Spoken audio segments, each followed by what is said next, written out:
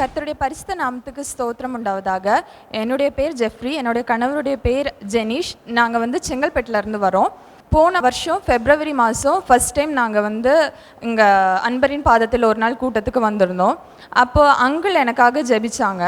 அதுக்கப்புறம் அடுத்த மாதம் மார்ச் மாதம் திரும்பவும் நாங்கள் இங்கே வந்திருந்தோம். வந்தப்போ ஆயில் வச்சு அங்கிள் எங்களுக்கு ஜெபிச்சு அன்னைக்கே எனக்கு குழந்தை உண்டாச்சு. அதுக்கப்புறம் அந்த மாதத்துலேயே என்னோட கணவருக்கு ஒரு நல்ல ஒரு ஜாப் ஆஃபரும் கிடச்சிச்சு.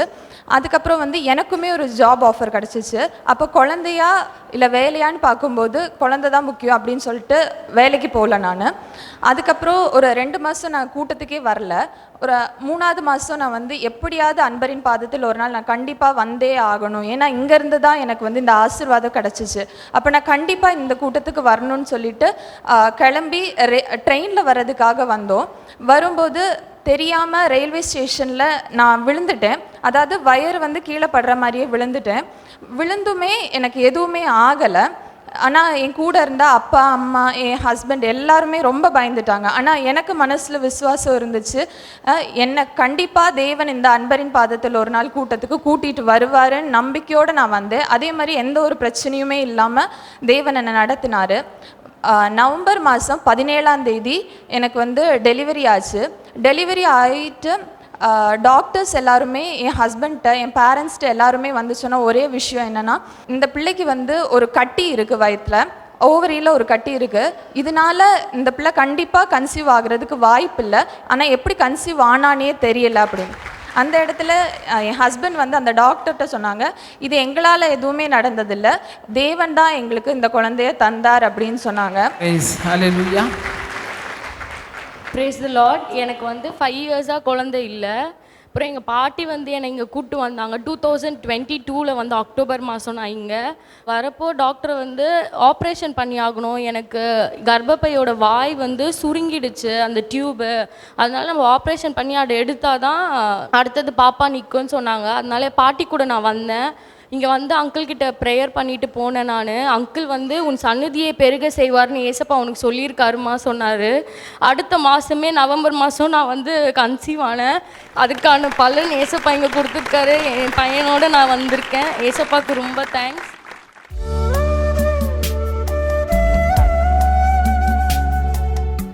கிறிஸ்துவுக்குள் மிகவும் பிரியமான எனதர்மை சகோதர சகோதரிகளே, நம்மை சிருஷ்டித்தவரும் நம்மை உண்டாக்கினவரும் நம்மை ஒருபோதும் மறந்து போகாதவருமாகிய இயேசு கிறிஸ்து முன்னேற்ற நாமத்தினாலே உங்கள் எல்லாரையும் வாழ்த்தி ஆசீர்வதிக்கிறேன். அல்லேலூயா. எல்லாரும் சந்தோஷமா இருக்கீங்களா? எடுத்து வாசிப்போம். லேவியரின் புஸ்தகம் 26ஆம் அதிகாரம் 9வது வசனம் இப்படியாய் சொல்லுகிறது. எடுத்து வாசிப்போமா? நான் உங்கள் மேல் கண்ணோக்கமாய் இருந்து உங்களை பலுகவும் பெருகவும் பண்ணி உங்களோடே என் உடன்படிக்கையை திடப்படுத்துவேன். ஆண்டவர் உங்களோடு கூட நிறைய உடன்படிக்கை பண்ணி இருக்கிறார். ஊழியர்கள் மூலமாக பண்ணியிருக்கிறார், உங்கள் ஜெப நேரத்திலே பண்ணியிருக்கிறார். நீங்கள் வேதத்தை வாசிக்கும் பொழுது உனக்கு இது செய்வேன்னு சொல்லி ஆண்டவர் உடன்படிக்கை பண்ணியிருக்கிறார். அந்த உடன்படிக்கை எல்லாவற்றையும் திடப்படுத்தும்படிக்கு ஆண்டவர் இன்றைக்கு செயலிலே இறங்கப் போகிறார். ஆண்டவர் சொல்கிறார், உனக்கு கொடுத்த நிறைய வாக்குறுதிகள் வாக்கு தத்தங்கள், உன்னோடு கூட நான் பண்ணின உடன்படிக்கைகள் எல்லாவற்றையும் நினைவு கூர்ந்து இன்றைக்கு அவை எல்லாவற்றையும் நான் நிறைவேற்றப் போகிறேன் என்று சொல்கிறார். அதற்காக நான் உன்மேல் என்னுடைய கண்களை வைத்து உனக்கு ஆலோசனை சொல்லுவேன். ஆண்டவருடைய கண்கள் இன்றைக்கு உங்க மேல விழுகிறது. வேதம் சொல்லுகிறது, தேவனை தேடுகிற உணர்வுள்ளவன் உண்டோ என்று பார்க்க பரலோகத்திலிருந்து மனுபுத்திரரை கர்த்தர் கண்ணோக்கினார் என்று சங்கீதம் 14:2 நாம் வாசிக்கிறோம். தேவனை தேடுகிற உணர்வுள்ள இருதயம் உள்ளவனை ஆண்டவர் கண்ணோக்கி பார்க்கிறாராம். இப்போ இந்த லிஸ்ட்டில் நான் இருக்கிறேனா அப்படின்னு நீங்கள் பார்த்தீங்கன்னா, நீங்கள் தேவனை தேடுகிற உணர்வுள்ள இருதயம் இருந்தபடியினாலே தான் இன்றைக்கு ஆண்டவரை தேடி வந்திருக்கிறீர்கள். ஆண்டவர் சொல்கிறார், எனவே உன்மேல் நான் கண்ணோக்கமாக இருக்கிறேன். இந்த வசனம் சொல்லுகிறது, தேவனை தேடுகிற உணர்வுள்ள இருதயம் உள்ளவன் உண்டோ என்று ஆண்டவர் பூமி முழுவதும் அவருடைய கண்களை அலசி ஆராய்ந்து பார்த்தாராம். என்னை தேடுகிற ஒரு இருதயம் முன்னிடத்தில் இருக்கிறபடியினாலே அந்த ஒரே குவாலிஃபிகேஷனுக்காக என்னை தேடி வருகிற பிள்ளைகளுக்கு ஒரு நன்மையும் குறைபடாது என்ற வசனத்தின்படி குறைவுகளை எல்லாம் இன்றைக்கு கிறிஸ்து இயேசுக்குள்ளே நிறைவாக்குவார். நிறைய பேர் நினைக்கலாம், கொஞ்சம் கொஞ்சமாக சேர்த்து பிள்ளைக்கு ஃபீஸ் கட்டுறதுக்கு நான் வச்சுருந்தாலும் இன்னும் கொஞ்சம் குறைவுபடுது, இன்னும் கொஞ்சம் துண்டு விழுது. இல்லைன்னாச்சுன்னா சேர்த்து வச்சதெல்லாம் போன வாரம் ஏதோ ஒரு அவசர செலவுக்காக எடுத்து எல்லாம் செலவு பண்ணிட்டேன், மொத்தமும் துண்டு விழுது அப்படின்னு நீங்கள் வந்திருந்தீங்கன்னா, இன்றைக்கு ஆண்டவரை தேடி வருகிற ஒரு உணர்வுள்ள இருதயம் இருக்கிறபடினால ஆண்டவர் உனக்கு செய்ய கடமைப்பட்டிருக்கிறார். 2000 வருஷங்களுக்கு முன்னால் ஆண்டவருடைய கண்ணில் யாரெல்லாம் பட்டாங்களோ அத்தனை பேருக்கும் அற்புதம் செய்தார். அதே ஆண்டவர் நேற்றும் இன்றும் என்றும் மாறாதவர்.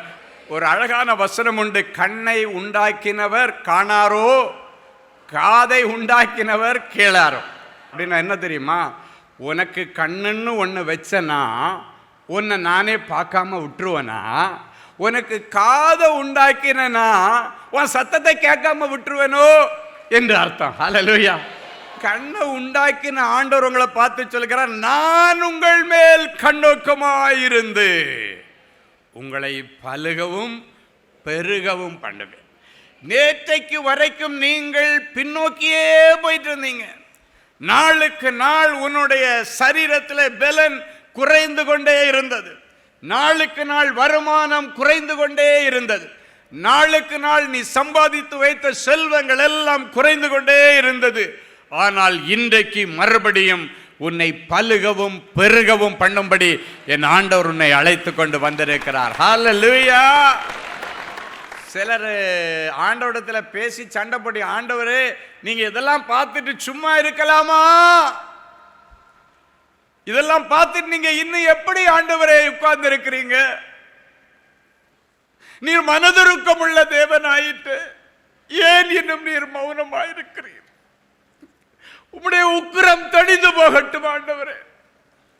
நான் தப்பு பண்ணியிருந்தாலும் என்னை மன்னிச்சு எனக்கு ஏதாவது செய்யுங்கப்பான்னு சொல்லி நம்பிக்கையோடு இன்றைக்கு வந்திருக்கிறீங்க. நம்பிக்கையுடைய சிறைகளை அரணுக்கு திரும்புங்கள். கர்த்தர் இரட்டிப்பான நன்மையை தருவார், இன்றைக்கு தருவார்.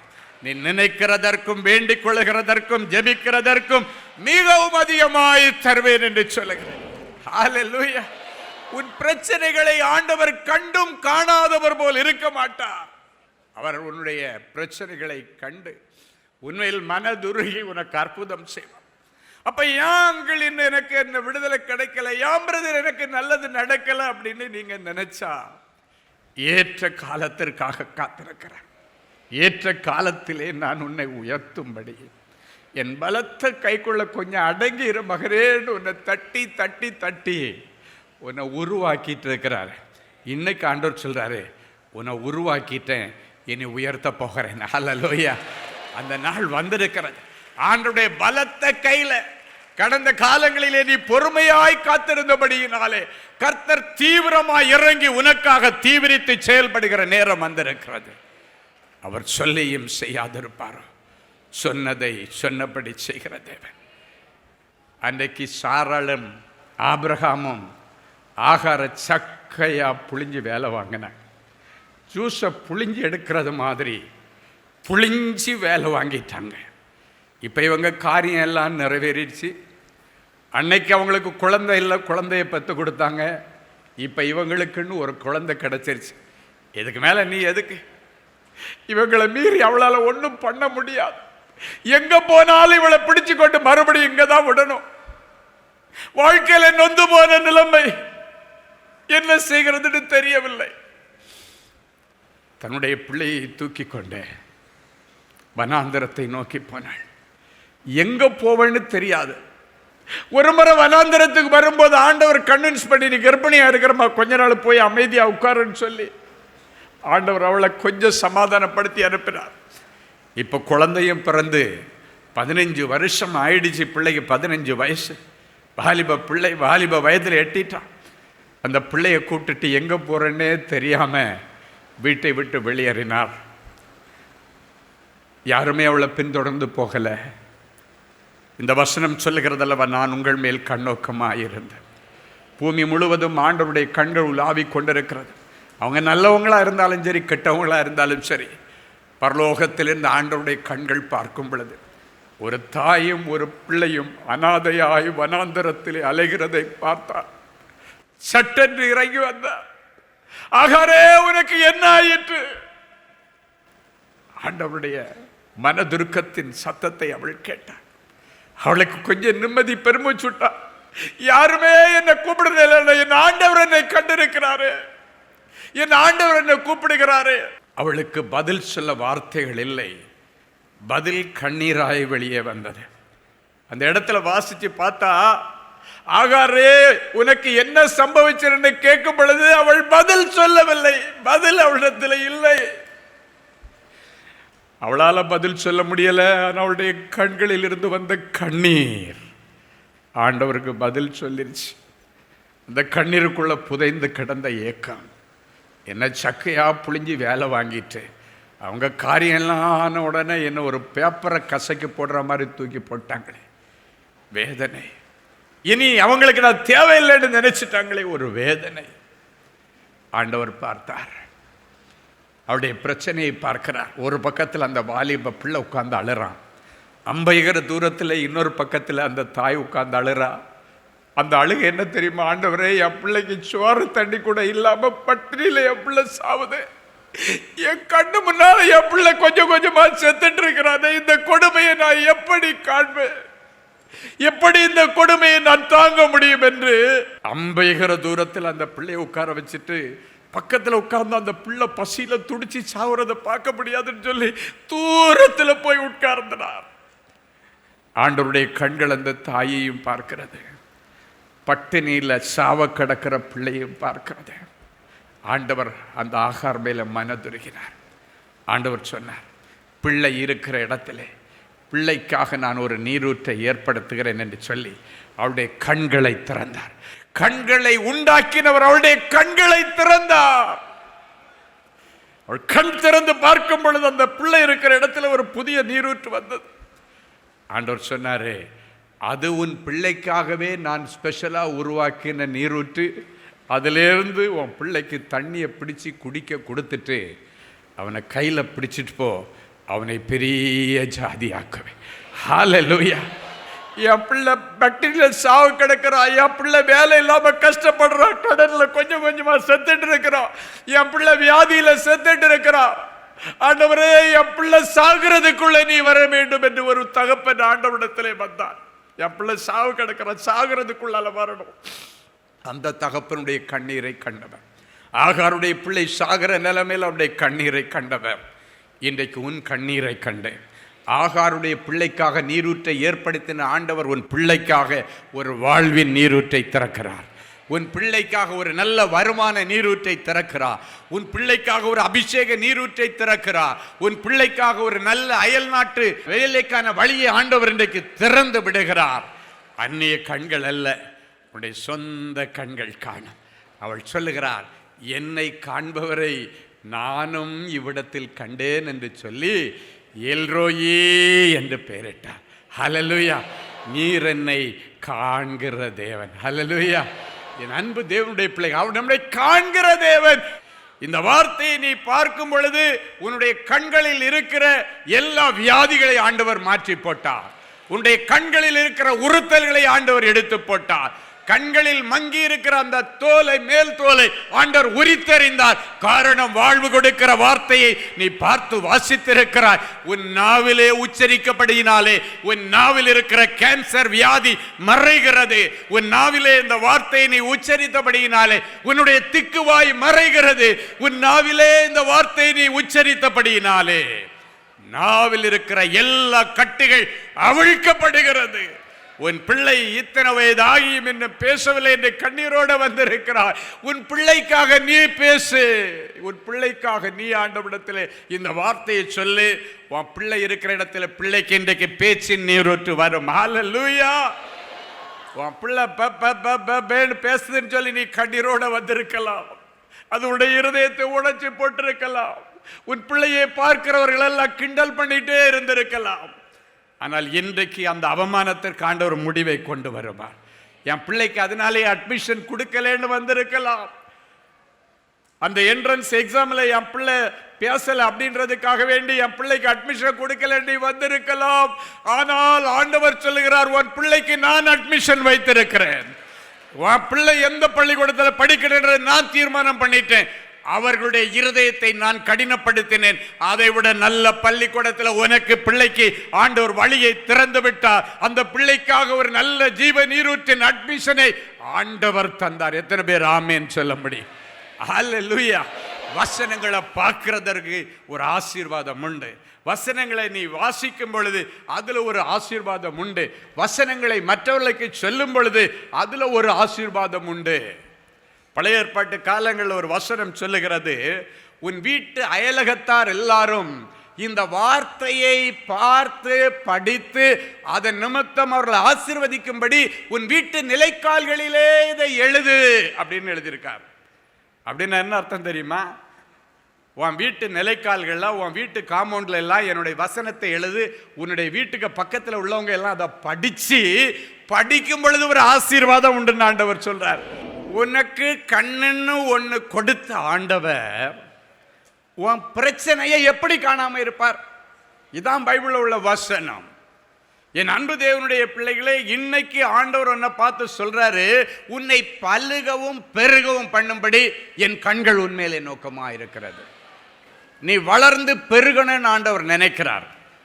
பிறந்த ஒரு குழந்தை பிறந்தது மாதிரியே இருந்தா அந்த பிள்ளையை பார்த்து சொல்லுவாங்க, இந்த பிள்ளை மனநலை குன்றின பிள்ளை. அந்த பிள்ளைய ஸ்பெஷல் ஸ்கூலில் தான் கொண்டு போய் சேர்ப்பாங்க. அந்த பிள்ளைய மற்ற ஜனங்கள் மத்தியில் மற்ற பிள்ளைகள் மத்தியில் நடமாட விட மாட்டாங்க. ஏன்னா அந்த பிள்ளையை பார்த்து மற்றவங்க கிண்டல் பண்ணுவாங்க. ஒரு முறை ஒரு போலீஸ் இன்ஸ்பெக்டர் ஒருவர் நாங்கள் நடத்துகிற ஆறுதலை தேடி ஒரு நாள் கூட்டத்தில் கலந்துக்கிட்டு அவங்களுடைய பேர பிள்ளை 3 வயசா 4 வயசுன்னு நினைக்கிறேன், வயசாகி அந்த பிள்ளைக்கு பேச வராது, பேச்சே வரல. அதனால் அந்த தாத்தாவும் பாட்டியும் அதை பார்த்து அவங்களுக்கு ரொம்ப மனவேதனை. என் அன்பு தேவனுடைய பிள்ளைகளே, எப்படி யோசித்து பாருங்கள், ஒரு 4 வயசு வரைக்கும் ஒரு பிள்ளை அம்மா பேசலை, அப்பா பேசலை, தாத்தா பேசலை, மாமா ஒரு வார்த்தையும் பேசலை. அந்த பிள்ளை பேசுகிறதெல்லாம் பே பே பே அவ்வளோதான். அப்போ இந்த பிள்ளை விளையாடுற நேரத்தில் எல்லாம் மற்ற பிள்ளைங்க கூட விளையாடும்போது அந்த மற்ற பிள்ளைங்க இந்த பிள்ளைய பே பே பேன்னு கிண்டல் பண்ணுவாங்க. இந்த பாட்டி ஒரு நாள் பார்த்துட்டு அவங்களுக்கு ரொம்ப கோபம் வந்துருச்சு. அவங்க ஹஸ்பண்ட் அப்படின்னு அந்த பிள்ளையுடைய தாத்தாட்ட, நம்ம பேர பிள்ளைய மற்ற பிள்ளைங்க எல்லாம் பே பே பேன்னு கிண்டல் பண்ணுறாங்கப்பா என்று சொன்ன உடனடி அந்த தாத்தாவுடைய இருதயம் உடைந்து போயிட்டு, நம்ம எதுக்கு இன்னைக்கு ஆறுதலை தேடி ஒரு நாள் கூட்டத்துக்கு பிள்ளையை தூக்கிட்டு போவோம். அப்போ அந்த கூட்டத்துக்காக வேண்டி அந்த தாத்தாவும் பாட்டியும் நைட் அந்த பிள்ளையை கூட்டுட்டு வர்றாங்க. தாத்தா தோள் மேலே போட்டிருக்கிற, எனக்கு இன்னும் அந்த சம்பவம் இப்படியே கண்ணுக்கு முன்னால் நிற்குது. தோள் மேலே போட்டுட்டு என்கிட்ட வந்து அந்த பாட்டியும் தாத்தாவும் சொல்கிறாங்க, மற்ற பிள்ளைங்க இவனை பார்த்து பே பேன் கிண்டல் பண்ணும் பொழுது எனக்கு இருதெல்லாம் நொறுங்கி போச்சு. அதனால் எப்படியாவது இந்த ஆறுதலை தேடி ஒரு நாள் சுகமளிக்கிற கூட்டத்தில் என் பேரனுக்கு ஒரு அற்புதம் நடக்குன்னு நான் நம்பி வந்திருக்கிறேன். என் பிள்ளை ஏதோ உங்கள் கையில் கொடுக்குறேன்னு சொல்லி அந்த பிள்ளையை என் கையில் கொடுத்தாங்க. அப்போ அந்த பிள்ளை நல்லா தூங்கிட்டு இருந்தது. தூக்கத்தோடு என் கையில் கொடுத்தாங்க.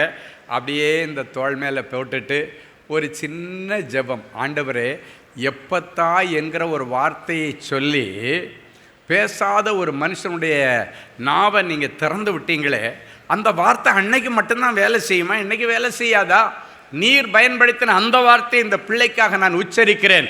எப்பத்தா என்கிற வார்த்தை உச்சரிக்கிறேன். இந்த பிள்ளையுடைய நாவின் கட்டுகள் அவிழ்க்கப்பட்டதற்காய் ஸ்தோத்திரம். ஹல்லேலூயா. ஒரே வார்த்தை சொல்லி ஜெபம் பண்ணிட்டு அப்படியே அவங்க அந்த பிள்ளையுடைய தாத்தாட்ட கொடுத்துட்டேன். அந்த பிள்ளைய தோள் மேல் அப்படியே வாங்கி போட்டார். பிள்ளை முழிக்கவே இல்லை. ஜெபம் முடிக்கிறது வரைக்கும், வீட்டுக்கு போகிறது வரைக்கும் பிள்ளை முழிக்கலை. அப்படியே கொண்டு படுக்க வச்சுட்டாங்க. இந்த இன்ஸ்பெக்டருக்கு நைட் டியூட்டி அன்னைக்கு பிள்ளையை கொண்டு படுக்க வச்சுட்டு அவர் ஸ்டேஷனுக்கு போயிட்டார். காலையில் 6 மணிக்கு டியூட்டி முடிஞ்ச உடனே நேராக தன்னுடைய மகளுக்கு வீட்டுக்கு தான் போனார். போனால் அது வரைக்கும் தூங்கி கிடந்த பிள்ளை எழும்பி சட்டுன்னு ஓடி தாத்தாட்ட வந்து, தாத்தா டியூட்டி முடிச்சுட்டு வந்துட்டியான்னு கேட்குது. ஹல்லேலூயா. அப்பான்னு பேசாத ஒரு பிள்ளை, அம்மான்னு பேசாத பிள்ளை, மாமான்னு பேசாத அந்த பிள்ளை ஒரு சென்டென்ஸையே பேசுது. அந்த இன்ஸ்பெக்டர் அன்னைக்கு சாட்சி சொல்லும்போது சொல்றாரு, ஒரு பிள்ளை இந்த உலகத்தில் அம்மா அப்பா தாத்தா பேசாம எடுப்புல சென்டென்ஸ் பேசினது என் பேரன் தான் அப்படின்னாங்க. ஹல்லேலூயா. இன்னைக்கு சரளமா பேசு. இந்த சாட்சி முடிஞ்ச உடனே அன்னைக்கு ஸ்டெஃபி தான் சாட்சி பகுதியை நடத்தினா. ஸ்டெஃபி உடனே சொல்கிறா அந்த குட்டி பையன்கிட்ட, இப்போ உங்கள் தாத்தாவும் பாட்டியும் சாட்சி சொல்லிட்டாங்க, நீ ஏதாவது பேசு, தேங்க்யூ ஜீசஸ் சொல்லு அப்படின்னு ஒன்று மைக்கை கொடுத்தோன்னா தேங்க்யூ ஜீசஸ் அவ்வளோ அழகாக சொன்னார். ஹல்லேலூயா. என் அன்பு தேவனுடைய பிள்ளைகளே, தத்தி தத்தி தத்தி அந்த பிள்ளை பேசலை, ஒரே அடியா கிளியர் டாக், அப்படியே ஒரு செகண்ட்ல மாற்றத்தை கர்த்தர் கொண்டு வந்தார். அதே ஆண்டவர் இன்றைக்கு உன் மத்தியிலே இருக்கிறார். நீ பலுகவும் பெருகவும் பண்ணும்படி ஆண்டவருடைய கண்கள் இன்றைக்கு உண்மையிலே இருக்கிறது. அவர் உன்னை காண்கிற தேவன். அவர் உன்னை பார்த்துட்டாருன்னா உன் மூஞ்ச மட்டும் பார்க்கிறவர் அல்ல, உன் அகத்தை பார்க்கிறவர். மனுஷன் முகத்தை பார்க்கிறான், என் தேவன் உன் இருதயத்தை பார்க்கிறான். உன்னுடைய இருதயத்திலே புதைந்து கிடக்கிற வேதனைகளை கர்த்தர் பார்க்கிறார். உன்னுடைய இருதயத்தில் புதைந்து கிடக்கிற ஏக்கங்களை கர்த்தர் பார்க்கிறார். இன்னைக்கு எவ்வளவு ஏக்கத்தோடு வந்திருக்கிறீங்க, எவ்வளவு தேவைகளோடு வந்திருக்கிறீங்க, எவ்வளவு பிரச்சனைகளோடு வந்திருக்கிறீங்க. ஆண்டவருக்கு முன்னால் அந்த பெரிய பிரச்சனை ஒண்ணுமே இல்லை. பெரிய பர்வதமே, நீ எம்மாத்திரம் தேவ பிள்ளைகள் முன் நீ சமபூமி ஆவாய் என்று கர்த்தர் சொல்கிறார். ஹல்லேலூயா. உன் பிரச்சனை இன்னைக்கு அவ்வளவுதான் தரமட்டமா இடிஞ்சு விழுந்துச்சு. மலை போல நிக்குதுன்னு வந்தீங்க, அது பனி போல உருகி போய் இனி அந்த இடத்தை நீங்க கடந்து மிதிச்சு நீங்க போவீங்க. ஹல்லேலூயா. பைபிள்ல ஒரு வசனம் இருக்கு, சிலர் உங்க முதுக தரையாக்கி அது மேல நடந்தாங்களா, அப்படி ஒரு வசனம் இருக்கு. அப்படின்னா என்ன தெரியுமா, உன் பிரச்சனையில நீ கமந்து அடிச்சு வாழ்க்கையை வெறுத்து கிடக்கும் போது, ஐயோ ஒருத்தன் இப்படி கிடக்கிறானேன்னு அவனுக்கு தண்ணி ஊத்தாம, அவனுக்கு உதவி செய்யாம, விழுந்துட்ட இல்ல எனக்கு இப்ப மெத்த மாதிரி இருக்குன்னு சொல்லி அதில் அவன் நடந்து போவானாம். அதே போல உன்னுடைய பிரச்சனை அவனுக்கு சொகுசா இருக்கும், அவனுடைய பார்வைக்கு சொகுசா இருக்கும், அவனுக்கு நடக்கிறதுக்கு காலுக்கு பஞ்சு மெத்த மாதிரி இருக்கும். ஆனால் இன்றைக்கு அந்த நிலைமையை கர்த்தர் மாற்றுவார். ஹல்லேலூயா. அவர்களுக்கு பின்னால அவங்க பார்த்து கொண்டிருக்கும் பொழுது உனக்கு ஒரு அற்புதம் நடக்கும். இனி அவர்கள் சொல்லுவார்கள், கர்த்தர் இவர்களுக்கு பெரிய காரியத்தை செய்திருக்கிறார், இதன் நிமித்தம் இவர்கள் மகிழ்ந்திருக்கிறார்கள் என்று இனி புறஜாதிகளுக்குள்ளே சொல்லுவார்களா? எத்தனை பேர் ஆமேன் சொல்ல முடியும்? நம்பிக்கையோடு தேவ சமூகத்தில் எழும்பி நின்று கண்களை மூடி தேவ சமூகத்தை நோக்கி பார்ப்போம். தொல்லை கஷ்டங்கள் எங்களை சூழ்ந்து வரும் பொழுது, துன்பங்கள் துக்கங்கள் எங்களை நெருக்கி ஏவும் பொழுது, எங்களுக்கு ஒத்தாசை தருகிற பர்வதங்களுக்கு நேராக எங்கள் கண்களை ஏறெடுத்து பார்க்கிறோம். வானத்தையும் பூமியையும் உண்டாக்கின ஆண்டவரிடத்திலிருந்து ஒத்தாசை வரும் என்று சொன்னீரே. வானத்தையும் பூமியையும் உண்டாக்கின தேவனே, என் பிள்ளைகள் மேல் நீர் கண்ணோக்கி பாரும், என் பிள்ளைகளை கண்ணோக்கி பாரும், என் பிள்ளைகளுடைய உபத்திரவங்களை கண்ணோக்கி பாரும், என் பிள்ளைகளுடைய ஒடுக்குதலை கண்ணோக்கி பாரும், என் பிள்ளைகளுடைய சிறுமையை கண்ணோக்கி பாரும், என் பிள்ளைகளுடைய குடும்பங்களை விசாரிக்கும்படி என் பிள்ளைகளை கண்ணோக்கி பாரும். ஆண்டவரே, என் பிள்ளைகளை நீர் கண்ணோக்கி பார்த்து அவர்களை பலுகவும் பெருகவும் பண்ணுவேன் என்று சொன்னீரே. என் பிள்ளைகளுக்கு செல்வங்கள் பெருகட்டும் சுவாமி, செல்வாக்குகள் இனி பெருகுவதாக, வருமானங்கள் பெருகுவதாக, அபிஷேகம் பெருகுவதாக, ஜெப எல்கைகள் பெருகுவதாக, விசுவாசம் பெருகுவதாக. ஆண்டவரே, என் பிள்ளைகளுக்கு மனம் திரும்புதலின் அனுபவத்தை தாரும். எந்தெந்த பெற்றோர்கள் ஆண்டவரே என் பிள்ளை மனம் திரும்ப வேண்டும், என் பிள்ளை இந்த கஞ்சா பழக்கத்திலிருந்து போதை வஸ்துக்களில் இருந்து விடுதலை அடைய வேண்டும் என்று கண்ணீரோடு வந்திருக்கிறார்களோ, அவருடைய பிள்ளைகளை இப்பொழுது நீர் நேரடியாய் சந்தியும். சவுலை பவுலாய் மாற்றின ஆண்டவர், இவர்கள் வீட்டில் உள்ள ஒவ்வொரு சவுல்களையும் பவுல்களாக நீர் மாற்றுகிறதற்காய் உமக்கு நன்றி. எல்லா போதை வஸ்துக்களிலிருந்து பரிபூர்ண விடுதலையை தார். எல்லா கொள்ளை நோய்களிலிருந்து என் பிள்ளைகளுக்கு விடுதலையை தருவீராக. தொடர்ந்து இவர்கள் குடும்பத்தில் நிறைய நல்ல செய்திகள் நடக்கட்டும், அடைக்கப்பட்ட கற்பங்கள் திறக்கப்படட்டும், பிள்ளை பாக்கியம் இல்லாத பிள்ளைகளுக்கு பிள்ளையை அல்ல பிள்ளைகளை கொடுப்பீராக. கொடுத்து என் பிள்ளைகளை நீர் ஆசீர்வதியும். இயேசுவின் மூலம் பிதாவே, ஆமேன் ஆமேன். Genesis Creations Media Academy, certification in media technology. Our course includes videography, photography,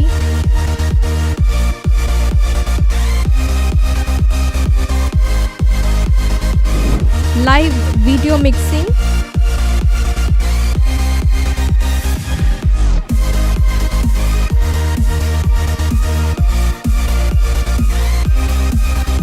Photoshop, live sound mixing,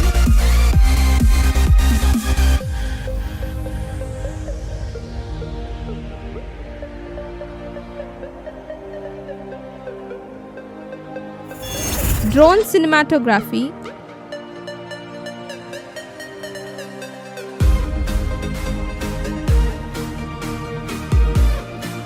and video editing.